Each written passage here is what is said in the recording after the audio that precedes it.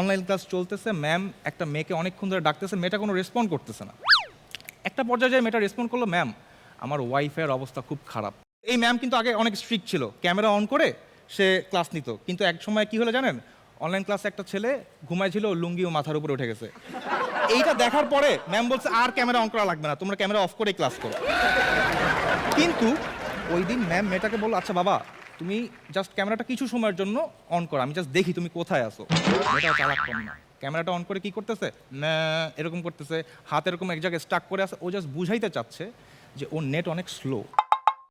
এরপরে ম্যাম কমেন্টটা কি করলো শুনেন, যে তুমি যা চেষ্টা করছো ওইটার জন্য তোমাকে ধন্যবাদ, কিন্তু তোমার মাথার উপরে যে ফ্যানটা ফুল স্পিডে ঘুরতেছে ওটা তুমি যদি বন্ধ করে করতে তাহলে খুব ভালো হইতো। তো এই অবস্থা, আমার আর ভালো লাগতেছে না যে কয়দিন এভাবে থাকবো, একটু গ্রাম থেকে ঘুরে আসি। গ্রামে গেলাম, গ্রামে যেয়ে দেখি যে পুরাই আলাদা, ওখানে কোভিড নাই। আমি তো ফুল প্রোটোকল মেনটেন করে গেছি, হাতে গ্লাভস, মুখে 2টা মাস্ক। আমাকে দেখে গ্রামের ছেলেরা বলতেছে, ওই দেখ করোনা আসছে, করোনা আসছে, গো করোনা গো।